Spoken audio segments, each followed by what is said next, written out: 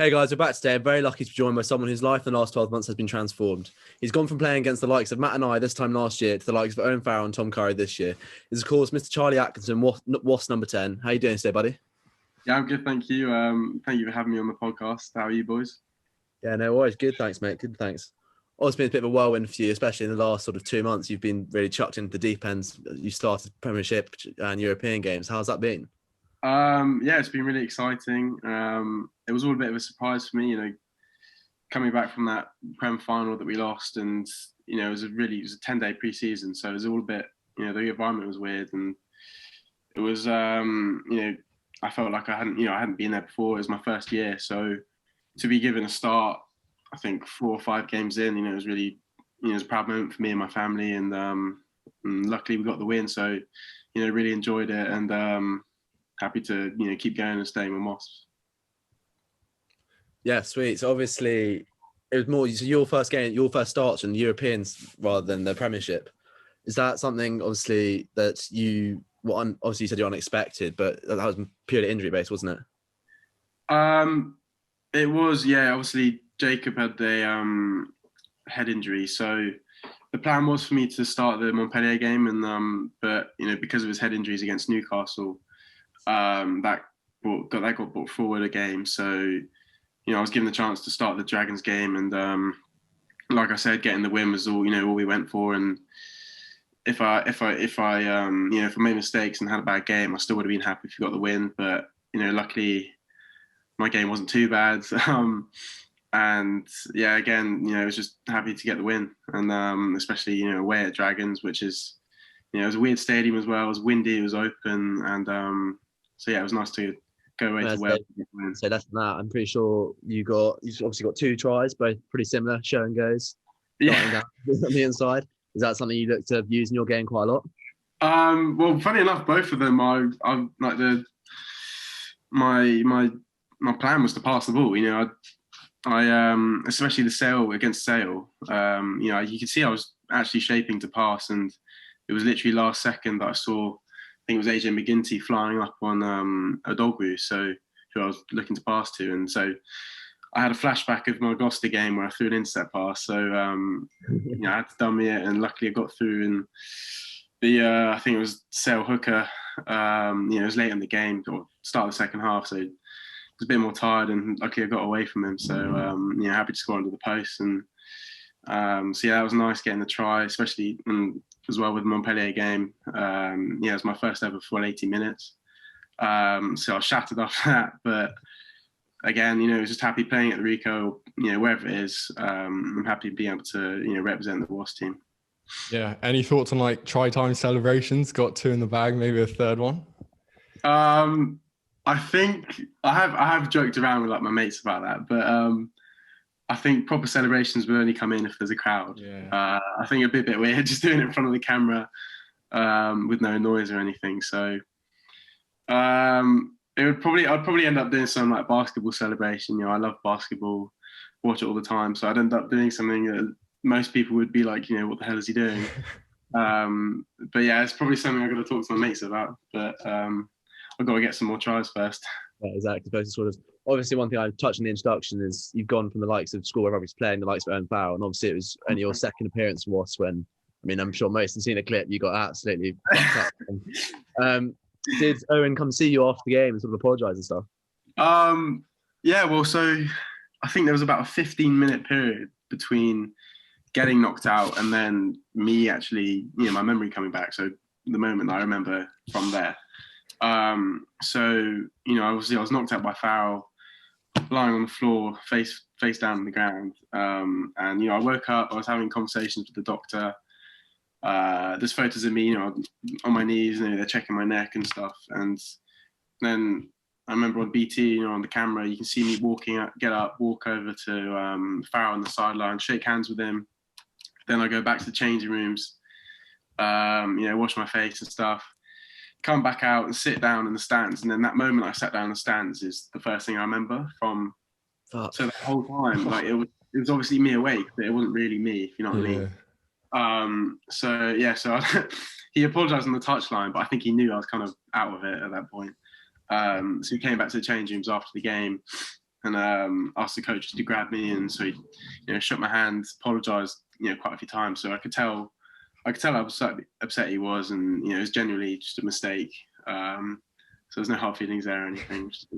Pretty good story to be able to tell as well. So yeah, it's a good pub story. Obviously, one thing that's happened in the last couple of weeks, you got your England under-20s call up. So I know you went to Argentina with the under-18s, but was the under-20s in the back of your mind? Yeah, definitely. It was one of my main goals for the season. And getting the call up was actually a bit of a surprise. I unfortunately I missed all the trial games and the training sessions because of commitments to Wasps. So getting the email that I was called up to the 20 squad was a big surprise for me. But again, it was one of my main aims for the season. So it was a proud moment getting picked. And who let you know? Did you get a phone call? Was it? It was an email. I think it was after a night out, so it was a nice wake up call. But it was just an email saying congratulations, and then the next day we got the itinerary and dates and locations for trainings and stuff. So hopefully in the near future I could go to a camp or hopefully get to put the shirt on. Yeah, it'd be awesome. So far, what's been like the most surreal experience? Like someone who like looked up and be like, "Oh fuck, it's like so and so." Probably one of my first days. So I think it was midway through June. That's when training restarted again. So it was called stage 1. So you're in groups of 6. I was in a group with Dan Robson, Jacob Manger, Ben Velicourt, Wusty, Will Porter. So half scrum halves, fly halves. So the whole team was split into groups, depending on your position. So I think it was on the day 2 or day 3. I was traveling from where I live in Oxford to Coventry every day and back. So we hadn't moved into academy houses. So I was waking up at like 6 a.m. to get there, which was different to the time I'd wake up in the lockdowns. But I think it was on the 3rd day. We just finished the session. I was walking with Jacob back to the cars, and I see Joe Launchbury get out of his big Range Rover, and I'm wondering to myself, shit, does he know my name, or does he know who I am? Like, who's this little kid just joining?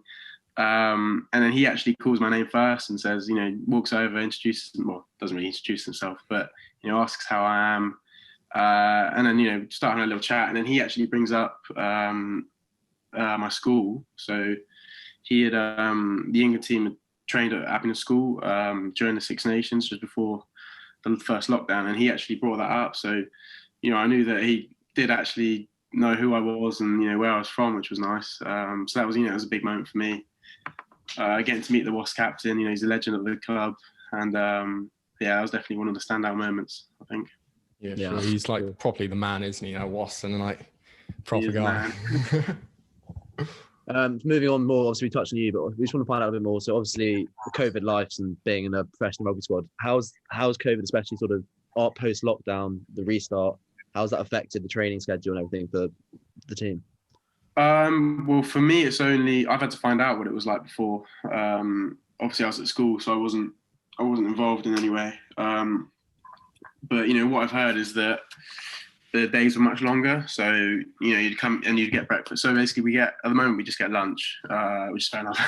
But before, you come in at about 7 o'clock, you'd go to the gym, then get a cooked breakfast, have your meetings, have rugby sessions, and then there'd be a long break between lunch and then a unit session. So the forwards would go outside, the backs would go outside and do their own thing, and then your day would be done at about 3 o'clock.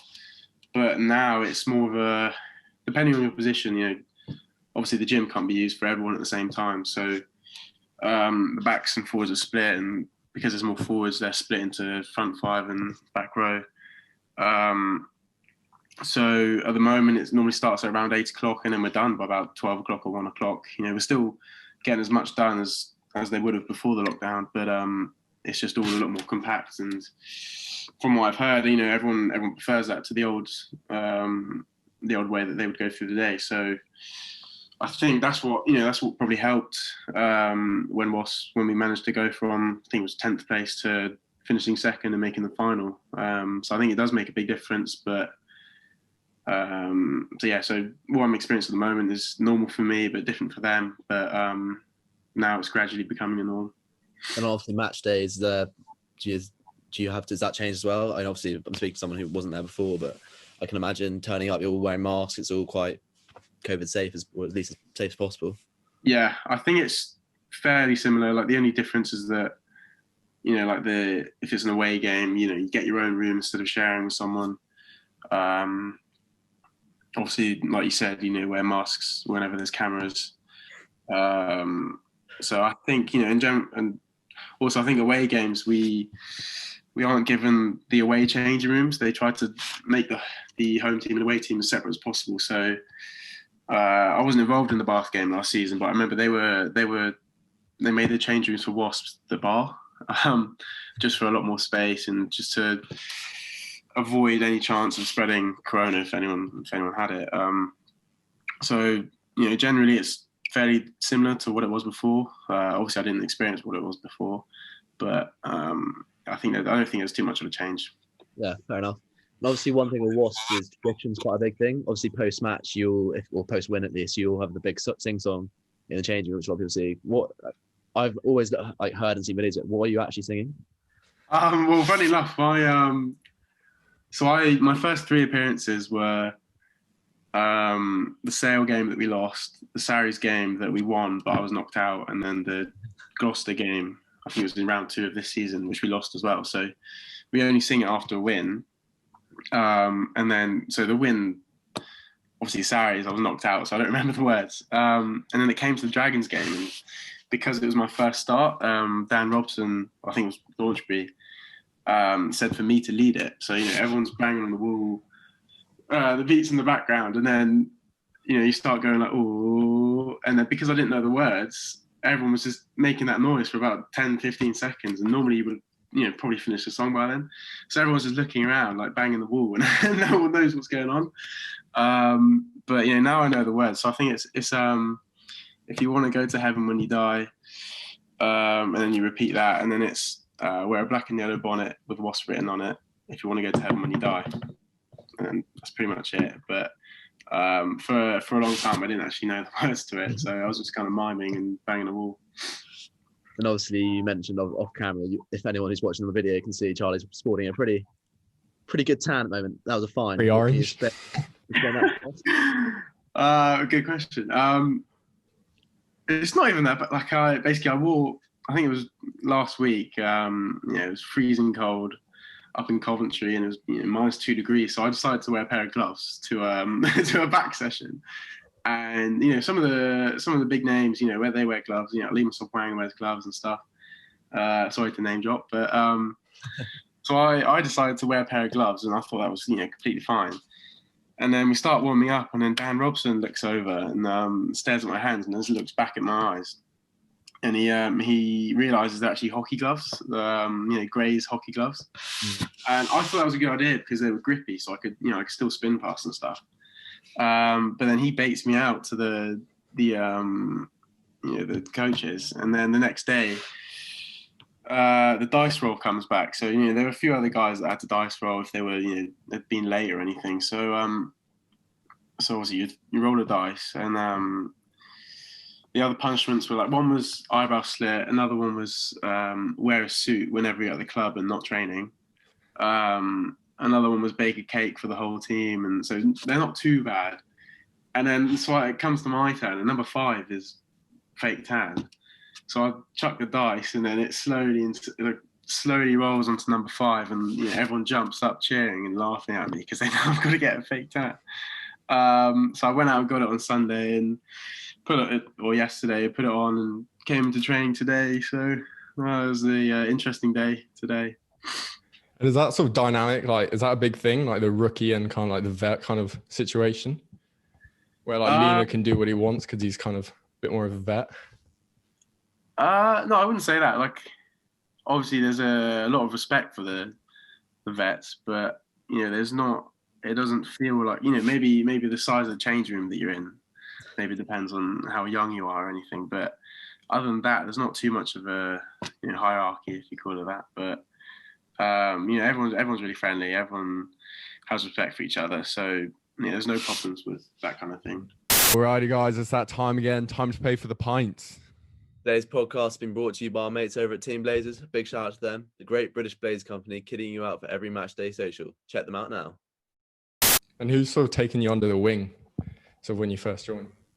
So when I first joined, it was definitely Jacob, because I was training with him every day, and we're a similar age, so that kind of helps. But I would say all the tens really. So Jimmy Gopper, Liam Sopwanga, Rob Miller helps as well. So they're all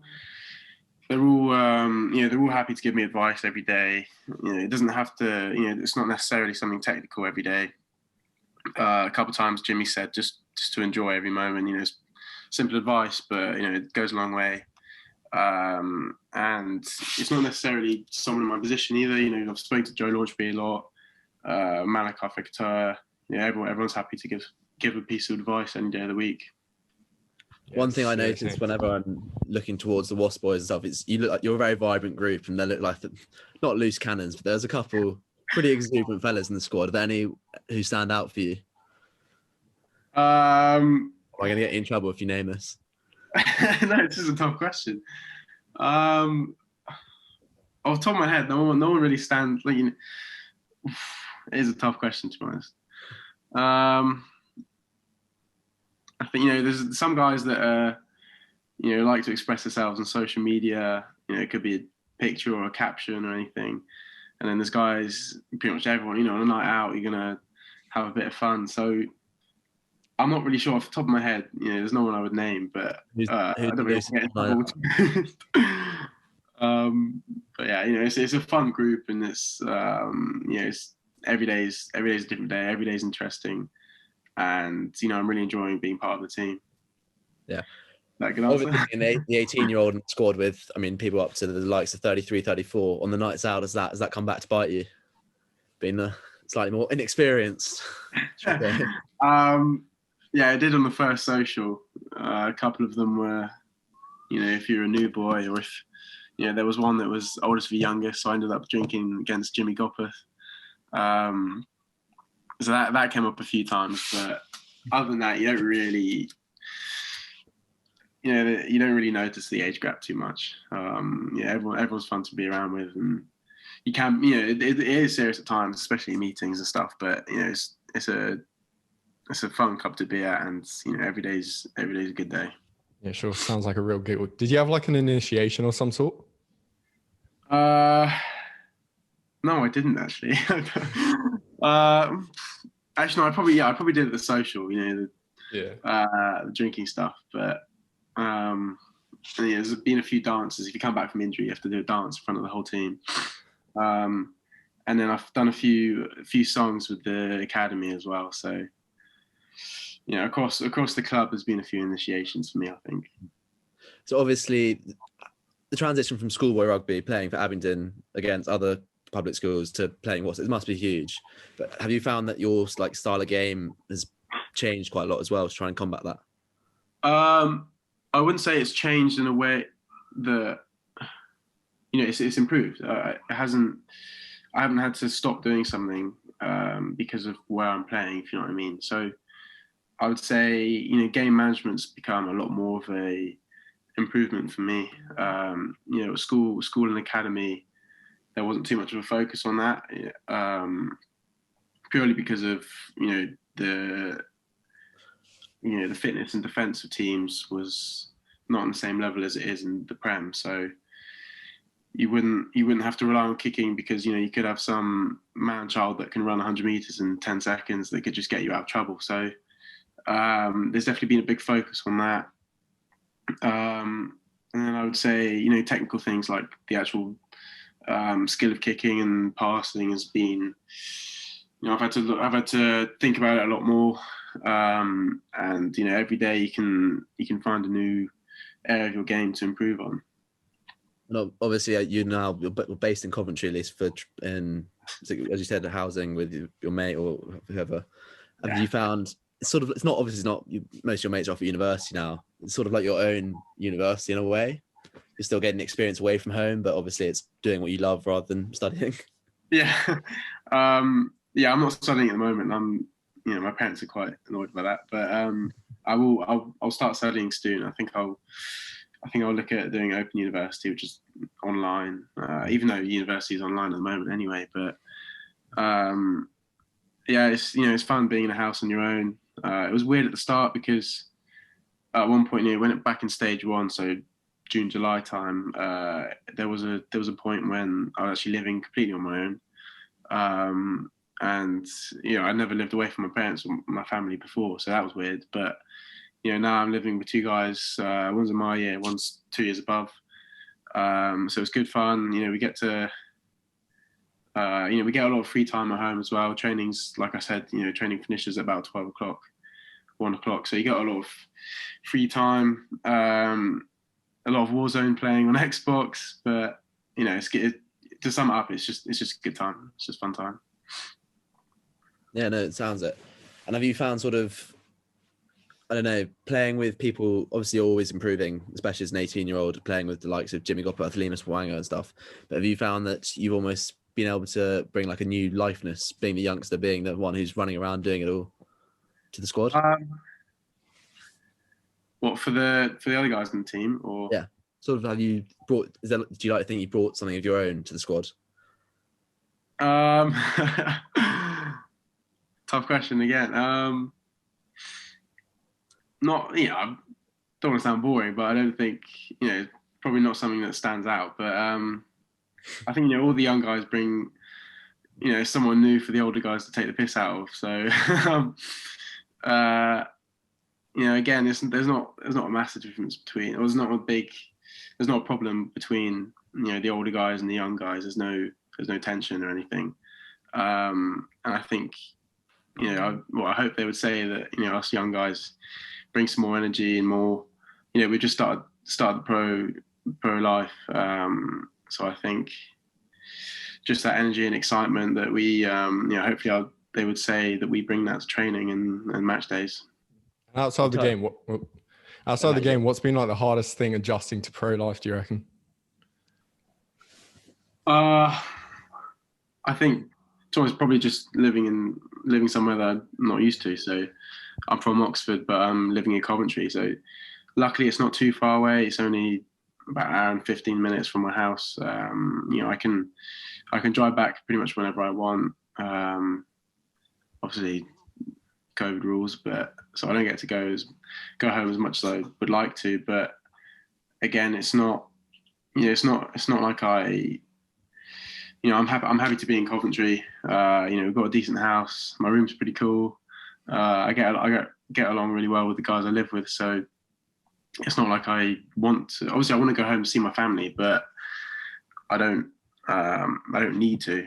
I can call them, and there's a lot of FaceTimes with them, and it's always nice to go back. But I'm happy in Coventry. But at the start, it was a big difference. That was probably the biggest change for me, moving to Coventry. But again, I'm really enjoying it, and there's no problems with anything.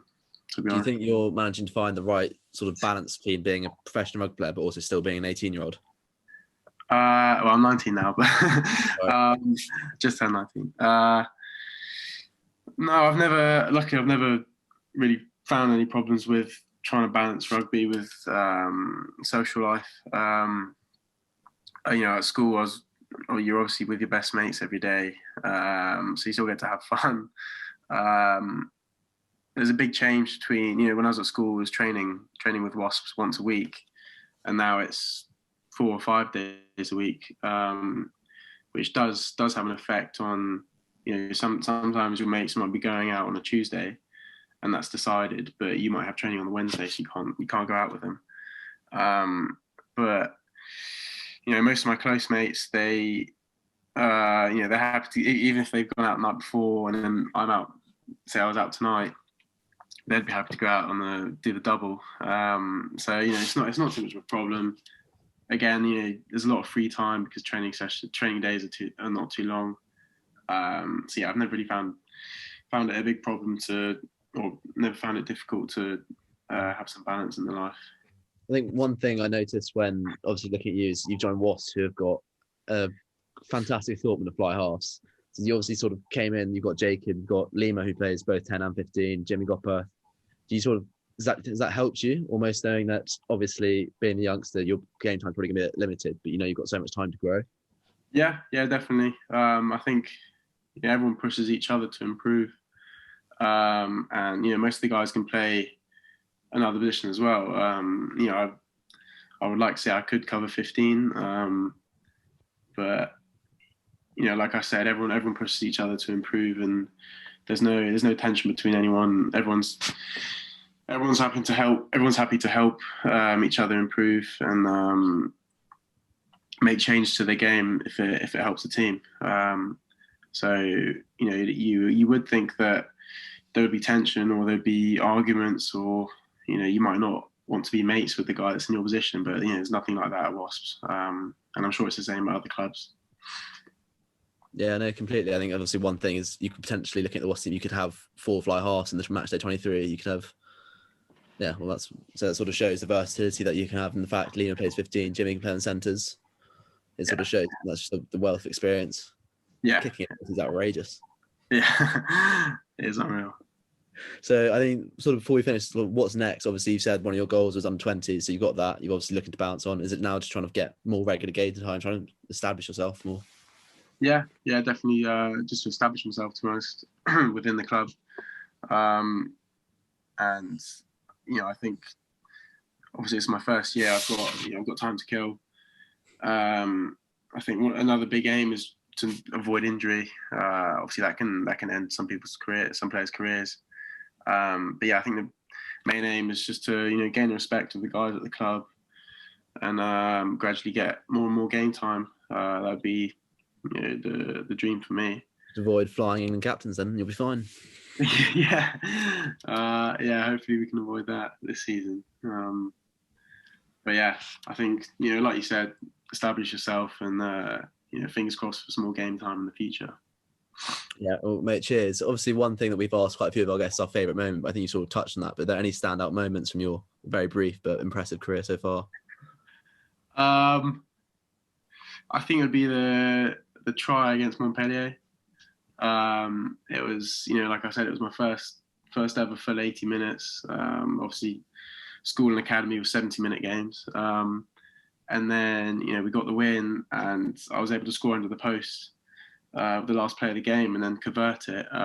So obviously everything's on TV. So my family were there. Family were back home watching. My mates were either in a pub streaming on their phone or watching it at a house. So I think that would definitely be the standout moment. Getting to score for Wasps at the Rico is definitely that was a big day for me. Big night out after? Don't really remember it, to be honest.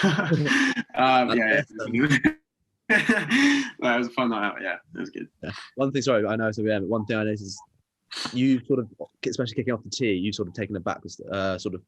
You haven't been doing it as much as the likes of Lima and Jimmy. Is that simply because they're better, or is that them taking it they want it? Yeah. No, they've proven to be 80% plus kickers their whole career, and then I wouldn't say my kicking is terrible, but it was good at school and academy, and then I'm getting a bit of game time at Wasps, but you wouldn't just because I'm at 10 or just because I'm a 19-year-old kid, it doesn't mean I'll be kicking if we've got a guy that will make 8 out of 10 kicks. Kicking's far from terrible. It killed us 2 years running. Yeah. So, I let them do their thing, and whatever's best for the team, to be honest.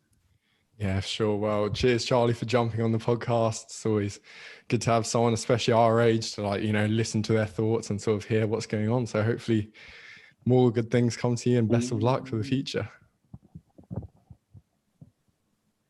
And Hello? he's frozen. Right, so guys, he's frozen, but yeah, massive thanks to Charlie, and I'm sure we'll see you all soon. Come on!